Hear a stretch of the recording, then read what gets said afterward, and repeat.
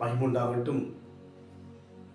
தேவனை சார்ந்து வாழ்கிற நம் வாழ்க்கையிலே சோதனைகள், பலவிதமான பிரச்சனைகள் கடந்து வரும்போது நம்முடைய மனமானது சோர்ந்து விடுகிறது, நம்பிக்கை நம் வாழ்க்கையிலே விலகி விடுகிறது.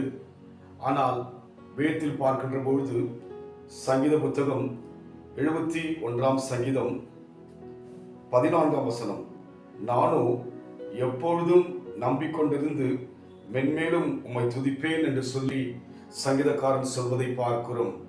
நானோ எப்பொழுதும் நம்பிக்கொண்டிருந்து, தேவ ஜனமாய் நம் வாழ்க்கையிலே பிரச்சனை வருகின்ற பொழுது நம்பிக்கை இழந்து விடுகிறோம். ஆனால் இந்த சங்கீதக்காரன் சொல்கிறார், எப்பொழுதும் நம்பிக்கொண்டிருந்து மென்மேலும் உம்மை துதிப்பேன் என்று சொல்லி நம் நம்பிக்கையை பிரதிபலிக்க வேண்டும் என்று சொன்னால் நாம் தேவனை துதிக்கின்ற மக்களாய் இருக்க வேண்டும்.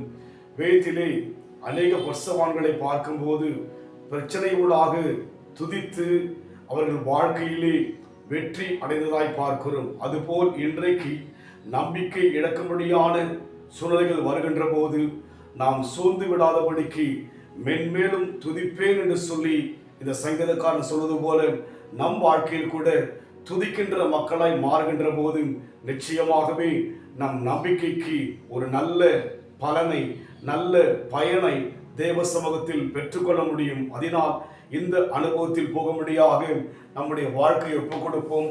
நிச்சயமாகவே நம் வாழ்விலே கர்த்தர் அற்புதம் செய்ய இன்றைக்கும் வல்லமை உள்ளவராயிருக்கிறார்.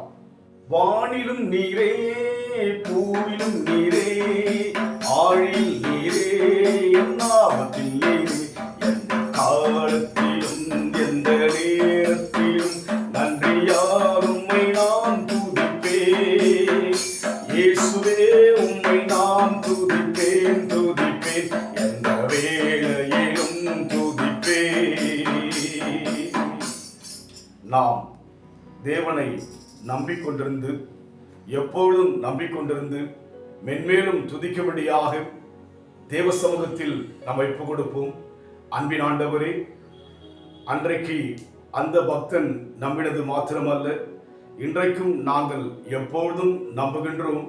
மென்மேலும் துதிக்கும்படியான அந்த அனுக்கிரகத்தை கொடுப்பீராக.